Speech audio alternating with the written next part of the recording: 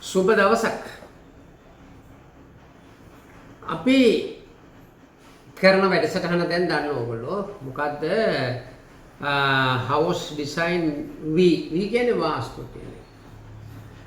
ඉතින් house design V කියන එකෙන් කරන්නේ හදන්නේ ඕගොල්ලන්ට ගෙයක් අඳින්න යනකොට ඒ අඳින්න ඉස්සෙල්ලා ඕගොල්ලෝ හිතන්න ඕන කාරණා මොනවද කියලා කියන්නේ. එතකොට මේකෙන් අදහස් කරන්නේ ඕගොල්ලෝ අරගෙන තියෙන ඉඩමට ඔයාට ගයක් ගැන හිතන ක්‍රමයේ පැහැදිලි අවබෝධයක් දෙන්න.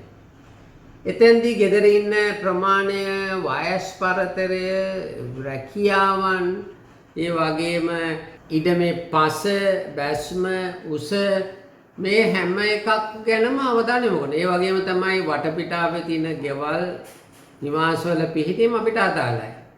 ඒතර ලයිට් කණුවක් පිරලා තිනවා නම් ලයිට් පෝස්ට් එක කොහොමද තියෙන්නේ, කොච්චරද අපි මේව මාරු කරන්න ගියාම ගැටලු ගොඩක් වෙනවා. ඒ වගේම තමයි ඒ කණුව මාරු කරන්න බැරි තැනකමයි තියෙන්නේ. ඒතර අපේ ගේ ඩිසයින් එකත් එක්ක එක පේන්න ගන්නවා. එහෙම වුණොත් අපි ඒකට මොකද්ද දෙන සොලියුෂන් එක? මෙන්න මේ වගේ දේවල් වැදගත්. අපි බලමු මේ ඉඩම ගැන පොඩ්ඩක් බලමුද? මේ ඉඩම තියෙන්නේ මෙහෙම, ඔහොම පාර තියෙනවා, අඩි 20ක පාරක් තියෙනවා, මෙන්න මෙහෙම පර්චේස් 11.6යි 5ක් දෙනවා. මේක හරි කෙලින් වගේ තියෙනවා. හැබැයි මේ පැත්තේ ඩ්‍රේන් එකක් යනවා, මෙහෙම ඇලක් යනවා, අනිවාර්යෙන් මේක මේ පැත්තට බැස්ම වෙන්න ඕනේ. එහෙම එකක් කුඹුරක් තිබුණොත් ඒ පැත්තට බැස්ම. ඇලක් තිබුණොත් ඒ පැත්තට බැස්මම තමයි. ඒ වගේම මේ පිටිපස්සේ පස එච්චර හොඳ නැහැ. මතක තියාගන්න. දැන් එතකොට දැන් මේකේ කියනම ඇල රක්ෂිතය කියන මෙන්න මේකට අඩි 5ක් තියන්න කියනවා. මේ තියෙන ප්‍රවේශ මාර්ගයේ සිට අඩි 5ක් තියන්න කියනවා. ස්වභාවික වැසි ජලය යෑම අවහිර කරන්න එපා කියන. දැන් මේක අල්ලන තවත් කන්ඩිෂන්ස් ගොඩක් තියෙනවා.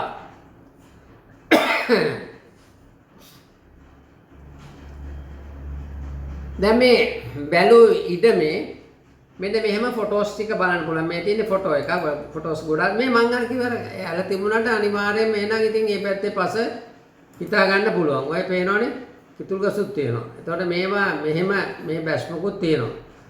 මේ පැත්තෙන් තාප්පයක් යනවා. පැහැදිලි. මේ පැත්තෙන් තාප්පෙකුත් යනවා.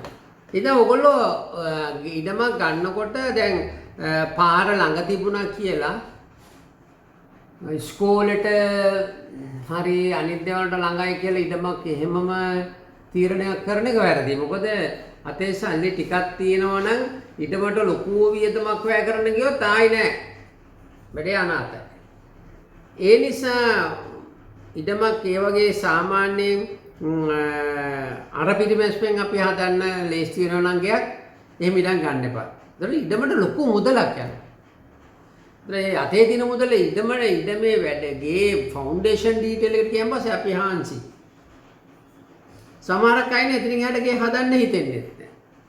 එහෙම තත්ත්වයෙන් ඉඳලා ඉන්න පොඩ්ඩක් බලන්න මෙතන පොළොව ටික ලූස් සොයිල් එකක් තියෙන්නේ. අපිට ටිකක් ගැඹුරට යන්නත් වෙනවා. මේ ගැන අවධානය යොමු කළ යුතුයි. දැන් මම කියලා තියෙන ඕගොල්ලන්ට මගේ කෙනෙක් ඒවනවා ඔෆිස් එකෙන් එක්කෙනෙක් එයා ඇවිල්ලා ඊටම මයින්නවා. එයා මැනගෙන ඔක්කොම කරන් ඇවිල්ලා එයා කියන මෙන්න මෙහෙන් තමයි එන්නේ මේ ඊටමට. මෙහෙන් එන්නේ මෙන්න මෙහෙමයි එන්නේ. මෙතන ගයක් තියෙනවා, මෙතන තාප්පයක් තියෙනවා, මෙහෙමයි එන්නේ, ඔන්නෝම තියෙන්නේ. එයා කියනවා මෙතන බිඳුවයි කියලා ගත්තොත් මෙතනට අඩු වෙනවා, මෙතන ඕමම කියලා මෙහෙ වල. මේ පැත්ත බැස්ම තියෙනවා කියලා.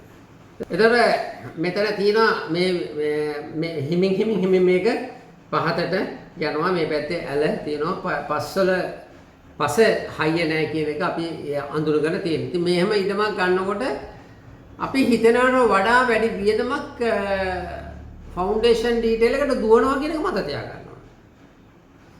හැදුවා මෙතන ලස්සන වෙන්න පුළුවන්, ඒක වෙන්න පුළුවන්. ඒක නෝත් ඒ වගේම තමයි මේ වගේ තැනක টয়ලට් පිට්ස් වලට ලිංග වලට ගැටලුවක් තියෙනවා. වේස්ට් පිට වල. මොකද හේතුව වතුර ළඟයි තියෙන්නේ. වතුර ළඟයි. වෙහි කාලේ වතුර මුගක් ළඟ ඇති. ඉතින් මේව ගැන අවධානය යොමු කරන්න ඕනේ. දැන් කොහොම හරි මෙයාත් එක්ක සාකච්ඡා කළා. මෙයා ටිකක් ගේ ලස්සන ඉල්ලන කෙනෙක්. ඒක තමයි මෙහෙම වෙලා තියෙන්නේ. එයා දැන් මේකේ දිශාව. මේක තියන්නේ නැගෙනහිරට. මේ දවස් ටිකේ ඇඳුරිම නැගෙනහිරට නේද? ඒතර නැගෙනහිරට තියෙන්නේ. ඒතර මේක උතුර නැගෙනහිර ඔහොම යනවා. ඊළඟට ඒතර මේකේ වයඹට මේක ආව මේ කාපෝච් එක මෙතනට ඇවිල්ලා තියෙනවා. ඊට පස්සේ අපි පෑන්ට්‍රි එකේ තියෙන ඕපන් concept එකක් මේකේ පොඩ්ඩක් බලාපොරොත්තු වෙනවා. පිටිපස්සට ඉඩ ටිකක් වැඩියෙන් තියලා තියෙනවා. ඉතින් මේක සිටින් එක මෙතන රූම් එකක් තියෙනවා. මෙතන රූම් එකකුත් තියෙනවා. මෙතන තව ස්ටෝර් රූම් එකක් එහෙම තියෙනවා. ඉතින් මේක තමයි කාර් පෝච් එක. පැහැදිලි. දැන් ඊට පස්සේ මේකේ උඩ තට්ටුවට අපි ගියොත් එම මෙහෙම එනවා. එයා මෙතනින් ඔහම ඇවිල්ලා මෙතනින් ඔහම ඇවිල්ලා මේක හැමතිස්සෙම අර මේ ඒ තියෙන කොලම්ස් ටික උඩට ගන්න ඕනේ නැත්නම් බිල්ඩින් ලයින් උනේ නැත්නම් එහෙම එකට එක ආවේ නැත්නම් ඒ කොලම්ස් ටිකක් උඩදී ටික අවුලක් යනවා. ඒ නිසා හැමතිස්සෙම මේක ඒ උඩ තියෙන එකට මතටම ගන්න පොඩි උත්සාහයක ඒක වියදමත් අඩුයි. ලෝඩ් එක බෙයා කරන්න පහසුයි. කොලම්ස් ගන්නත් අඩු කරන්න පුළුවන්. දැන් මෙතනින් ඔහම ආවයන් පස්සේ මෙතන මෙහෙම ආවා මෙහෙම මේ කතාව දුවනවා. ඉතින් කතාව හරිනේ. දැන් මෙන්න මෙතන මෙන්න මේකේ උඩට වොෂ්රූම් එකක් වැටලා තියෙනවා. පේනවනේ? මේකේ උඩට වොෂ්රූම් එකක් වැටලා තියෙනවා. මේක ඇටච් වොෂ්රූම් මාස්ටර්. දැන් මෙහෙම වොෂ්රූම් එකක් මේක වැටෙනකොට කිසිම විදියකින් කිචන් එක උඩට මේක වැටෙන්න බැරියෝ. පැහැදිලිනේ? බෑ. කිචන් එක උඩට මේක වැටෙන්න බෑ. කිචන් කියලා කියන්නේ මොකක්ද? හැමතිස්සෙම මම කියලා දෙනවා. මගේ වචන වල කිචන් කියලා කියන්නේ කුකින් ප්ලේස් එක. කුක් කරන්න තැන. කෙසේ හෝ වේවා මෙතන මේ පෑන්ට්‍රි එක නිසා මොනවා හරි මේකේ තියන් මතු කාලේ මොනවා හරි කරයි කියලා බය නිසාම මම කොමඩ් එක එළියට පන්නලා තියෙනවා. මෙන්න මෙතන කොමඩ් එක. මේ එළියට පන්නලා තියෙන කොමඩ් එක. ඒකට ගෙයින් එළියේදී. ඒ වගේ දෙයකට අපි උත්සාහ කළොත් අපේ ගේ සාර්ථකයි. අපේ වොෂ්රූම් එක තියෙන පෑන්ට්‍රි උඩ තමයි. නමුත් වොෂ්රූම් කිව්වහම මොකද්ද? කොමඩ් එක. කිචන් කිව්වහම මොනවද? කුකර් එක. මාස්ටර් බෙඩ්රූම් කිව්වහම මොකද්ද? බෙඩ් එක. ලොකු මාස්ටර් බෙඩ්රූම් එකක් තියෙනවා. ඉතින් දැන් ඒකේ අපි තියන්නේ කොහෙද? ඇඳ තියෙන තැන තමයි වැදගත් වෙන්නේ. ලොකු කිචන් පෑන්ට්‍රියක් තියෙනවා. කුකර් එක තියෙන තැන තමයි වැදගත් වෙන්නේ. අපේ මේ මොනවාද දැන් අපි ගත්තේ වොෂ්රූම් එක තියෙනවා. කොමඩ් එක තමයි වැදගත් වෙන්නේ. පැහැදිලි ඈ?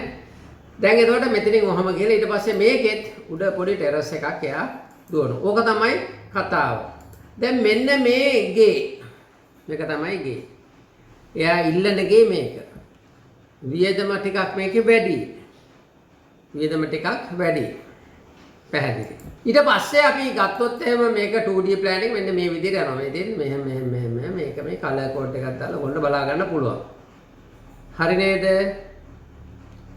ඒතර මේකේ උඩ තට්ටුව මෙන්න මෙහෙම යනවා නේ.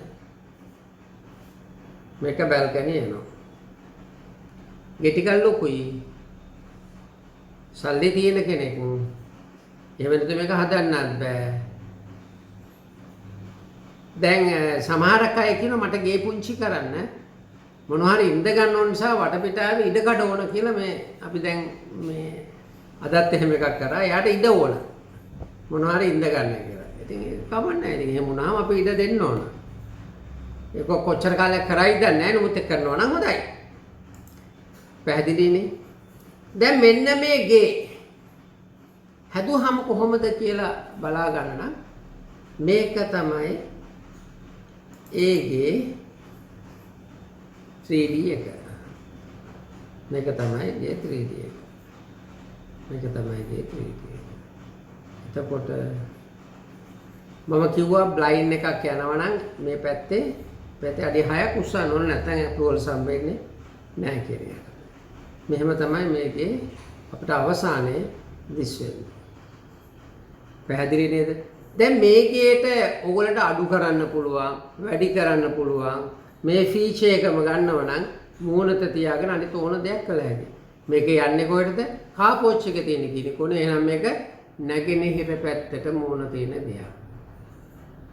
පැහැදිලි. හොඳයි. අපි ඊළඟ දවසේ ආයි හම්බ වෙමු. මේව හැබැයි නැගෙනහිර පැත්තේ ගියක්. දැන් මේකේ වර්ග අඩි ප්‍රමාණය තියෙනවා. එතකොට වර්ග අඩි ප්‍රමාණය කියන්නේ මොකද්ද? ගෘහ පිණ්ඩය කියන්නේ මොකද්ද? මේක දෙකක්. එකක් නෙමෙයි දෙකක්. කන්ට්‍රැක්ට් කරන එකනට වැඩක් නැහැ ගෘහපිණ්ඩය. එයා හැමතිස්සෙම බලන්නේ එයා හදන ප්‍රමාණය තමයි. නමුත් ගෘහපිණ්ඩය ගන්නේ වාස්තු මූල ධර්මයට. එතෙන්දී අපිට කාපෝස් සහ වැරන්ඩාවල වර්ගඵලය ගන්නේ නැත. හොඳයි. එහෙනම් අපි නැවත දවසක හම්බෙමු. බොහොම ස්තුතියි.